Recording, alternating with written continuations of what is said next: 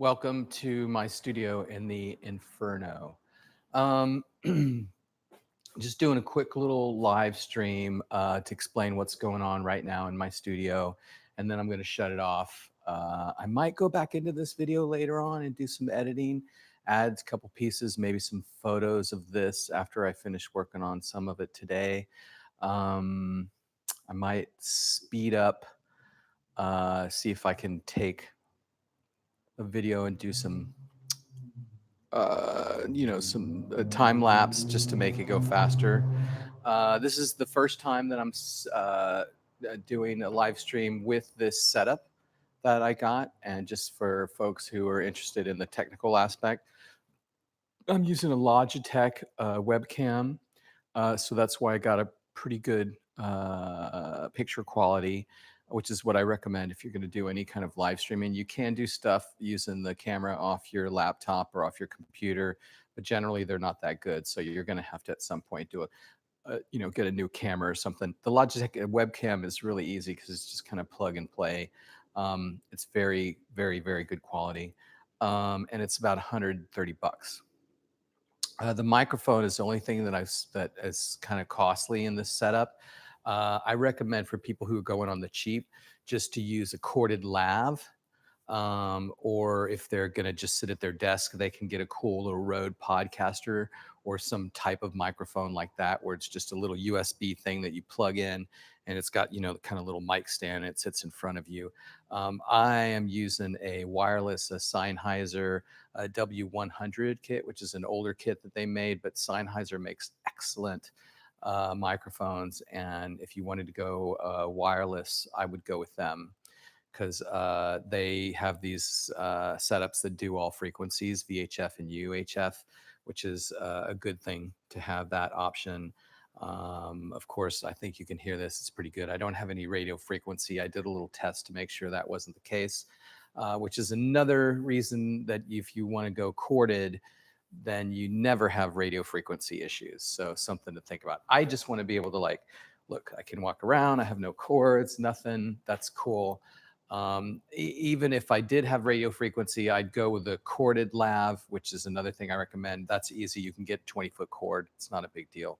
So think about that. I also have it plugged into a thing called a Scarlett, which is a Focusrite. It's a small little box where you got two inputs for XLRs and or 1/4 inch. And that just allows me to have two channels going, and I can plug it in through my laptop. I can plug it into my laptop, and then I just open up GarageBand and make sure all the settings are correct, everything, and do my audio test using GarageBand. So that's it. It's a pretty cheap setup. So if you are thinking of doing your own YouTube channel, by all means, do something like this. And of course, all of you out there in the world who are in the Bay Area who know of my studio here and the art parlor that I have in Alameda, there is always the option to come in and do my creative curandero services, which is we can talk about this in advance of what it is that you need. If you need advice on your artwork, or you need somebody to come in and talk to you about it and your production techniques, or if you need advice on how you market yourself as an artist, or if you need technical advice on, which this includes the marketing part, is like, hey, I want to do my own YouTube channel for my art studio or whatever. Let me know. We can set up a time. It's very affordable. You're basically hiring a master expert to come in and answer all your questions and help you out. And it can be really good for those of you who are, already kind of started your art career and you want to kind of take it to the next level. And I recommend you do that because making a living as an artist is a great way to make a living. I personally love it.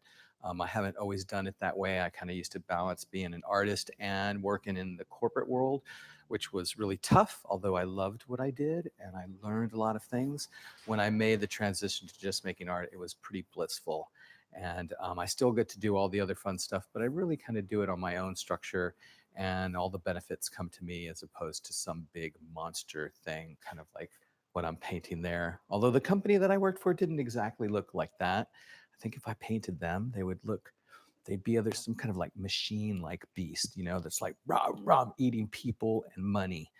um, Maybe I'll do that someday. And that company shall remain nameless as of right now, unless you know me, you know the name of that company. Um, so, without further ado, let's talk about this painting. This is called The Father of Lies. And you know me, I love creating these crazy pieces that are. And The Father of Lies is really about a politician here in the United States. Um, Take your pick or guess. And he's the central figure here, riding the goat. And the goat, I chose the goat because it's like this medieval character, it's used, of course, in a lot of satanic imagery like Baphomet, and different versions of the devil have this kind of goat-like appearance. Goats have this kind of odd relationship with humans that, I mean, I think they're actually beautiful animals, but they somewhat scary for some people. So anyway, I chose not to put them on a horse. I put them on a goat. And here's the Father of Lies. He's going to be wearing a suit, and he is riding on this goat with white supremacy, which in this case I chose to use the classic Ku Klux Klan, a Klansman, and then with fascism, and fascism is going to be a pig. So I didn't create these ideas, these connections, these iconic connections to these terms, but indeed I'm going to utilize them, and I'm going to make my own version of them. So in the end, I promise you some really interesting, cool figures here. And this central figure is the Father of Lies, because he's a character and he's writing with white supremacy and fascism. And he's kind of going through the universe spreading hate and destruction. This is, of course, in this big field, which I'm going to be kind of working on more and more. As you can see, I've already kind of put in this plane, and I have these little purple mountains. And at some point, I can't wait to get to the point where I'm painting in little tiny figures here, and little things, and putting little things in the sky, because it's a pretty big space for the painting. Right now, what I'm going to do is I'm going to put this border piece, and I kind of work on paintings, and sometimes I have a central idea that comes to me, and I start with that and I roll with it, and at different times that particular idea could be a little more developed than other times. In this case, I just had the term the Father of Lies riding the goat of hate with white supremacy and fascism by his side. And this is what I ended up drawing. And I knew it had to be a big epic piece like that, because it just required that. So the rest of this kind of comes through the process, and even these images, because I had the idea in my head, but the images came as I just started putting my paintbrush to canvas, and I started drawing these things out. And I can tell you now that I probably drew this figure about 30 times, and the same with these. And the goat, we went through about 8 iterations of the goat. And nothing is set in stone until I really start finalizing it. So things change as they go along. The idea of the border, and what I'm going to do is this like snake with, which is kind of this classic kind of religious painting of border that seen in different religious paintings. I just it came to me the other day, and it was like, oh, that painting needs that. And I was in bed, and I like, wow. And so I wrote it down. And I have a book, actually. Here's my book. And I recommend people do this. I have this book that I just go through, and I have like some of my ideas are not like this idea real quick. They're not really developed. They're kind of just scribble scrabble. And like, see that it's like some kind of crazy, just I just kind of write them, and sometimes it's just like just things like that. It's like, anyway, I recommend you have a book like this.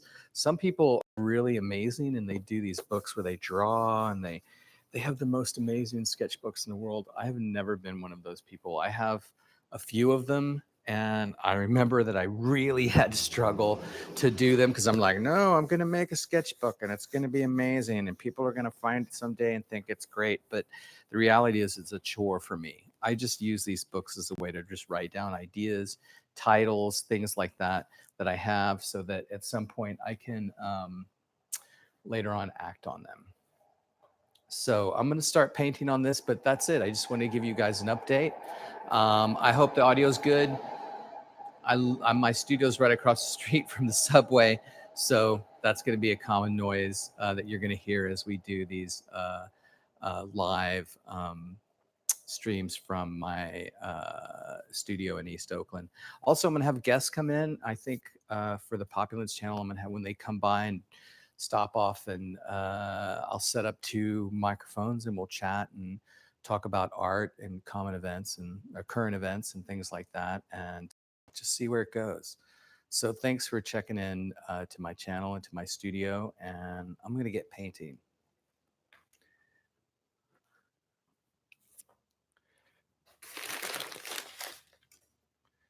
Do. So let's see. It's one I do.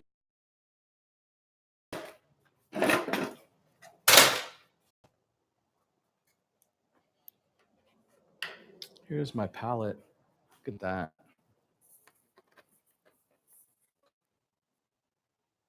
I'm looking over here because I can see the monitor there, but look at that. Isn't that great? That little bitty palette makes the whole painting. Let's see what else we got here. I mix up paint sometimes in these little bits, and then I set them down like an idiot, and then I can't find them. It's very weird. Like I have these 2 buckets. One is this beautiful blue and burnt sienna and Prussian blue that I use drawing color, and then another one that's a white that's basically my eraser. And I recommend you do that. So when you mix those colors, keep them, take care of them, because it's expensive as shit, these paints. I mean, they're really pricey. And also, I recommend you use good paint. Never skimp on paint. Don't be cheap when it comes to paint, because you'll pay for it later on. I just sold a painting the other day, and it was an older piece, and it had all these cracks in it. And it was only like, it was like 20 something years old. So it was old, but you know, it didn't have to have those cracks. This thing has developed a crust. So now I got to take this crust off of here and throw it away. Shiza. Oh, shit. Just dropped it on this thing that I want to keep. Oh, bummer.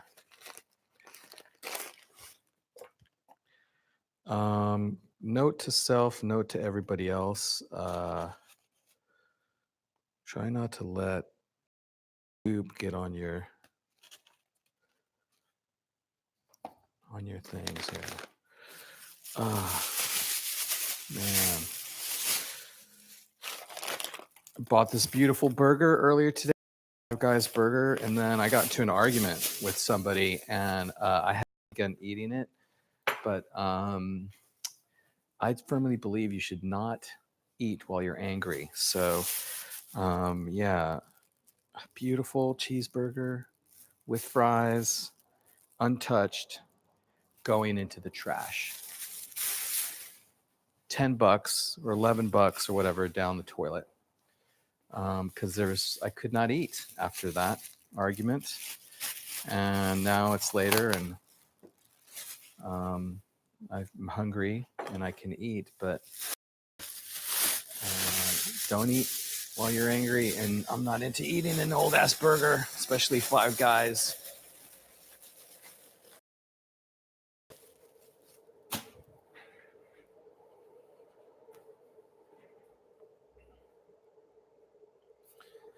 So the hardest thing about making paintings this size is uh, having enough paint on your brush so that when you draw, like in this case, draw out these figures, this the clouds, and then the snake going around it. I want a certain size brush, this size brush, and I can only do that. Uh, uh, you know, oops, by with this particular size brush, there's no way I can. It's not like it can be loaded up and have, it'd be great if the brush had a little tunnel in the side of it that was allowing me to fill it up with paint, and then instead of me relying on the whatever, however much paint I can load up, it would just ink. That would be great. That way, the brush could hold more than what can be on the bristles.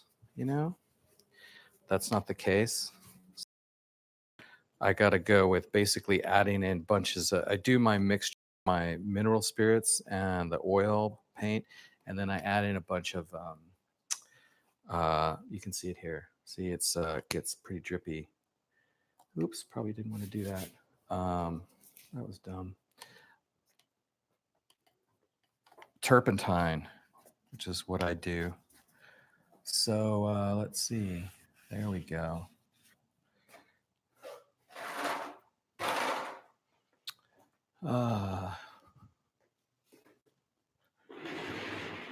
This is kind of crazy.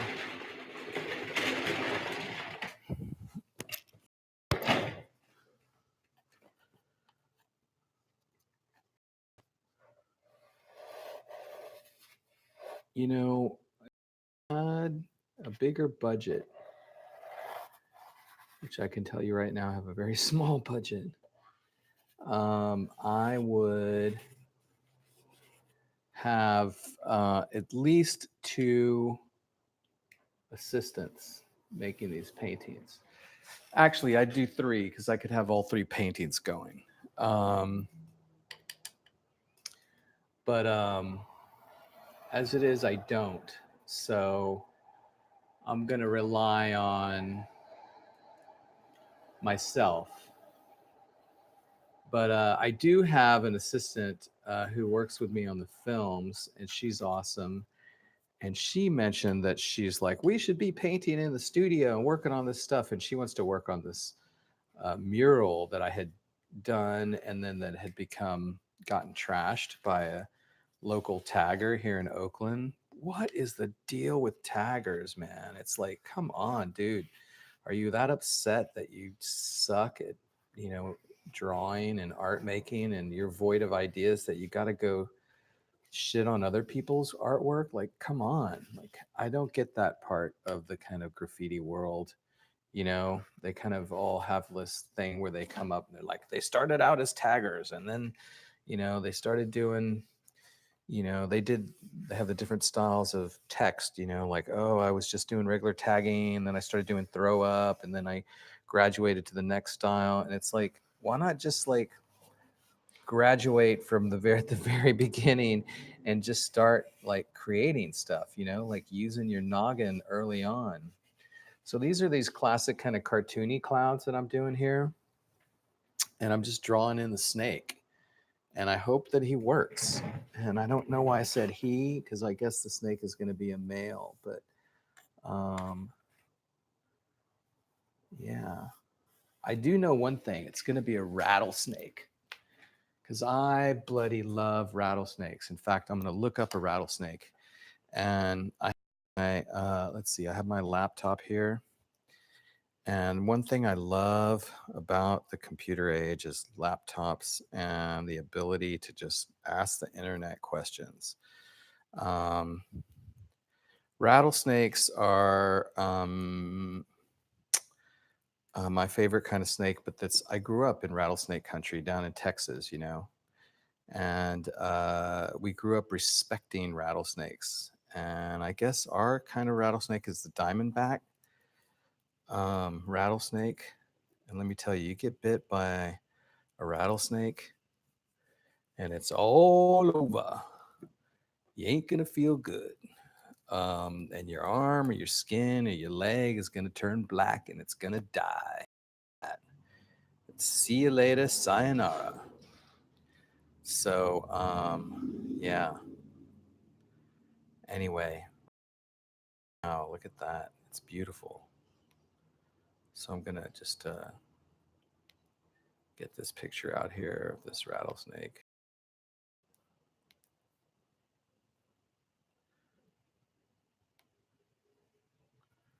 Here we go. So I can see it while I paint. They're beautiful reptiles, beautiful creatures.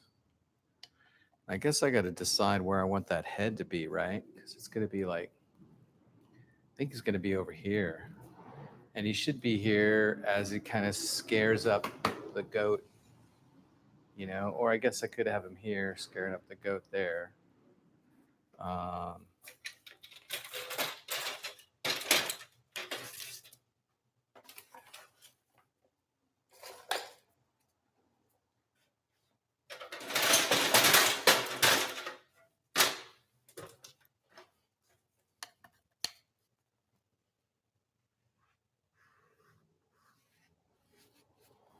Painting these clouds.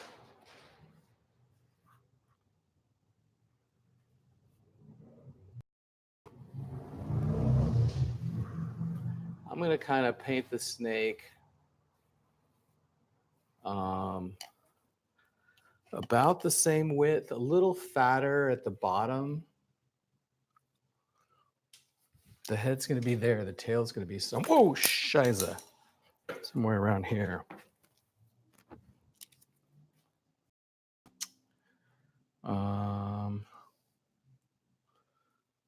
Yeah.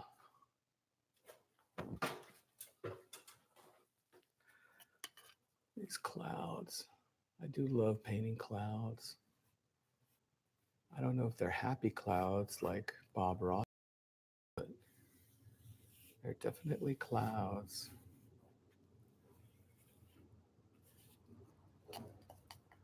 Bob Ross is a pretty cool guy.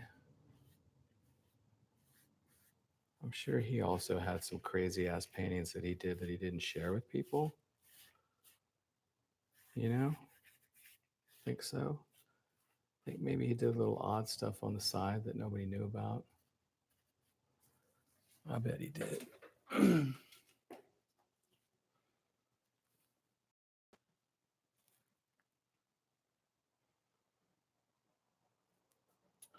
Or I could do two snakes, right?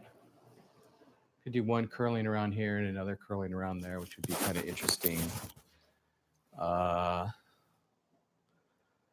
No reason that it has to be one snake.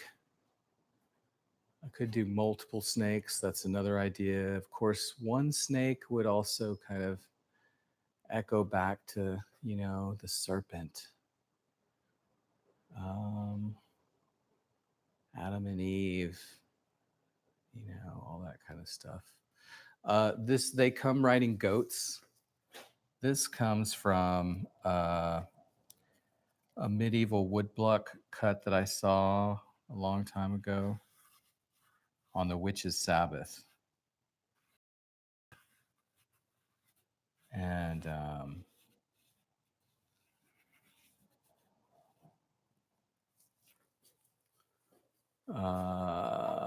that's one of they had these little phrases below each wood block, and one of them was, "They come riding goats." Another back, and it was like these elements of the witch's Sabbath. So I guess people could recognize them. So if you saw somebody coming right, oh, hey, that's a witch. How do you know? Well, because they come riding goats. So it says right here in this block cut that would be a sign. It's like, oh, well, that makes sense. I'm going to follow that.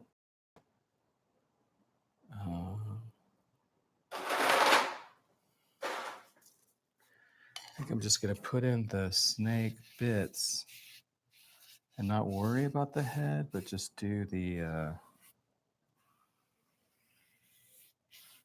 portions of the snake. This one kind of got off here.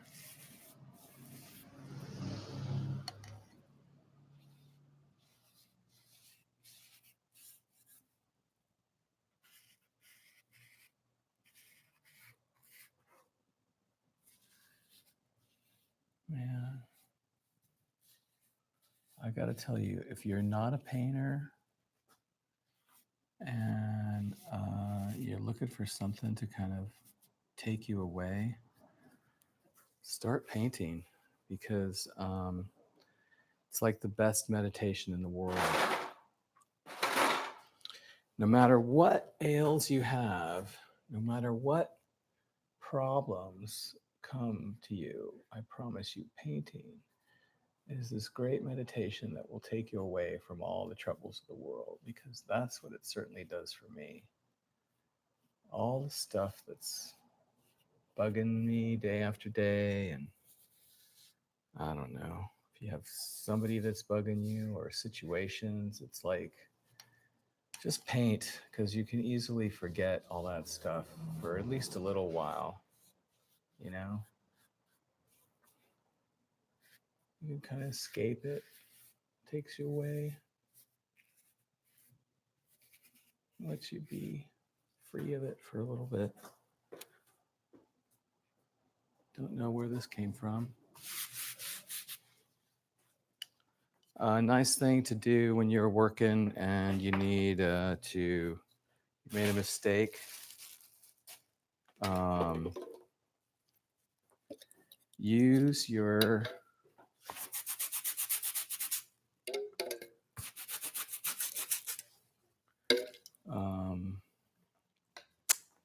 turpentine as a eraser.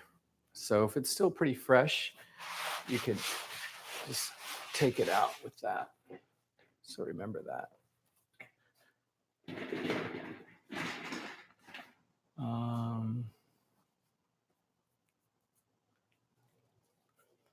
It's already kind of looking better.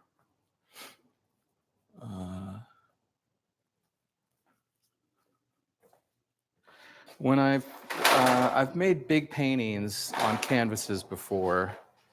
I'm going to tell you a secret about big paintings, folks.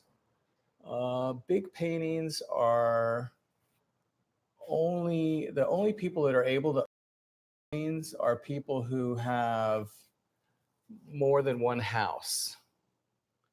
Because typically they're the same people who have a house that has, maybe one of their houses has walls that can accommodate a big painting like this one, right? Those people tend to collect art. They appreciate it, but they also can say, oh, we've got a house in Paris that we just got and we're fixing it up, and this piece would go great in there. So they're able to kind of find places for them. So these big paintings, you got to have a house that has big walls like this. And most people, they cannot accommodate a painting much bigger than 2-3 feet by 3 feet. If they can do that, they're doing pretty good. If painting that's a 6-foot painting, they are doing really well.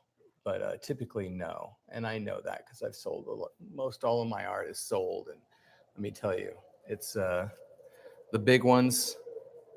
I've only sold a few, and I've seen other people sell art to folks that can hang those pieces, and it's just, it's like, it's just the way it is. Who's got space like that?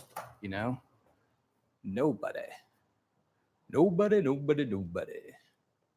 Now I see the flaws in this design too. And so I'm drawing in these things.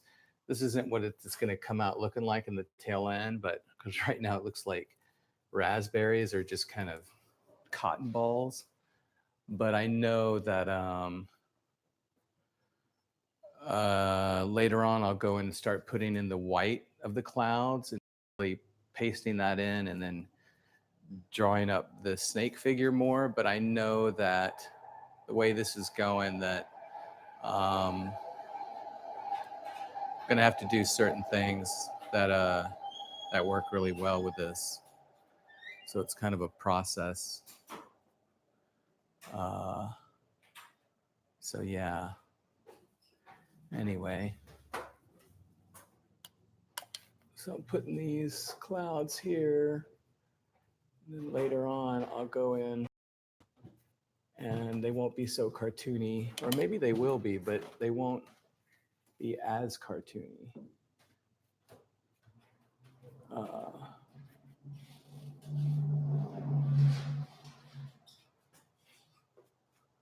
that almost completes it, except for over here.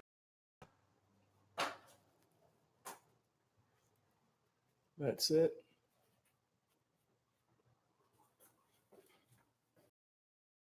And definitely the edges of the clouds will probably encompass all of this. Also, when it comes to the size of these paintings, some people have asked me, hey, why are you not doing them on stretcher bars? And that's because when I started this series, I really wanted them to be more like tapestries. And yeah, so I hung them up like this and started working on them like that. And that's how it was going to start coming out. So that's where we're going with that.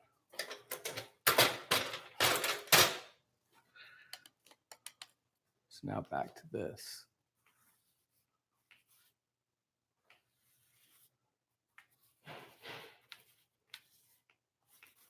This is good.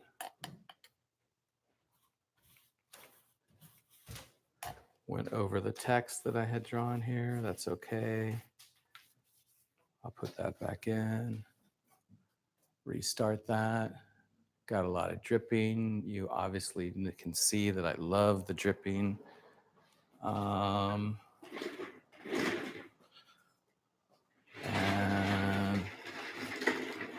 let's see.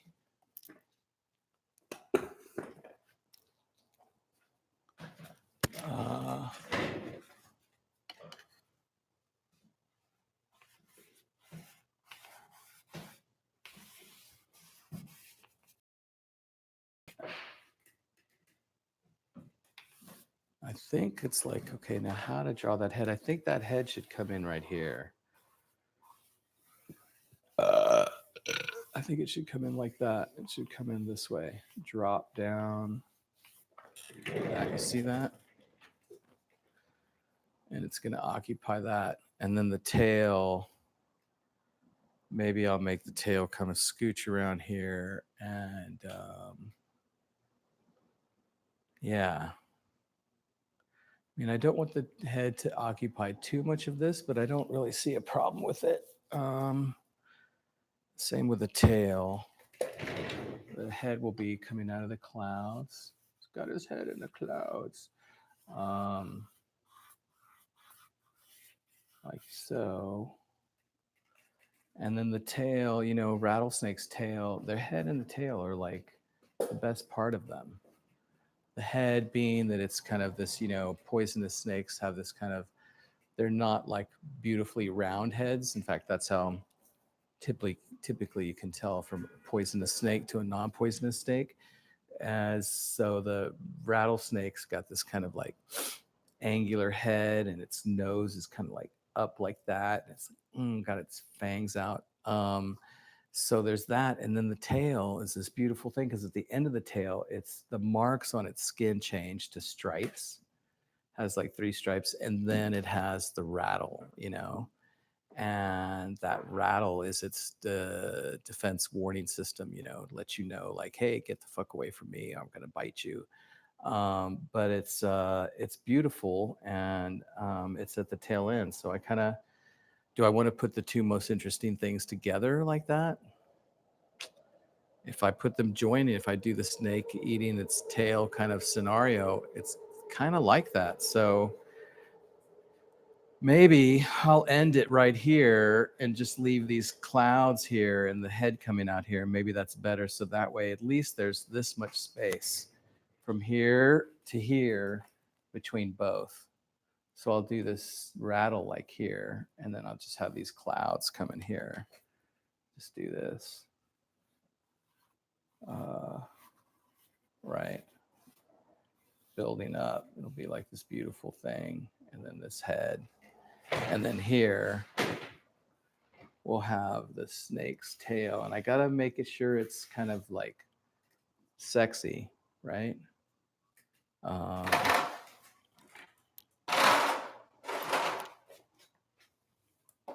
It's got to be sexy. It's got to be come out here and be something that's beautiful. So if it comes out like this, oh, I could bring it. So let's see. I should have it at an angle.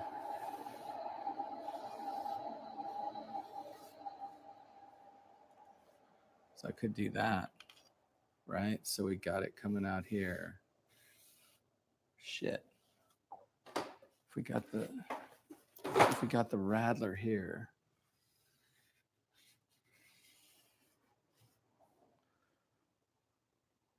Let's tail here.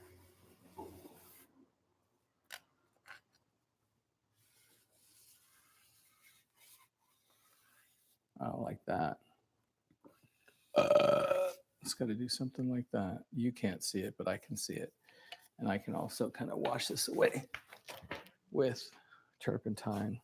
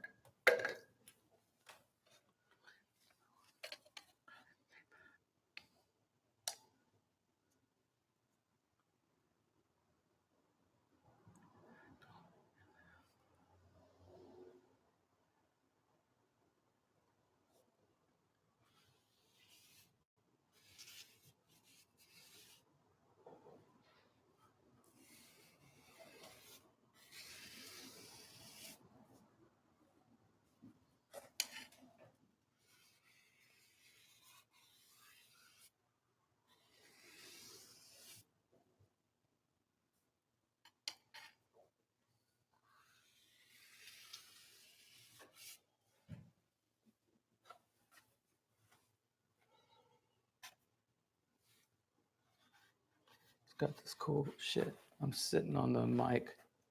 I hope that's not making crazy noise. Anyway, almost done drawing here. So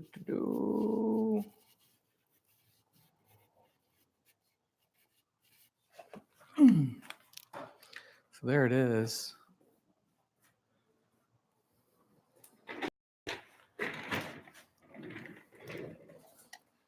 Pretty cool. Kinda, not really. Not bad, but you know, not too shabby. I'm just gonna block this in lightly because even this I don't like here. I don't really like it.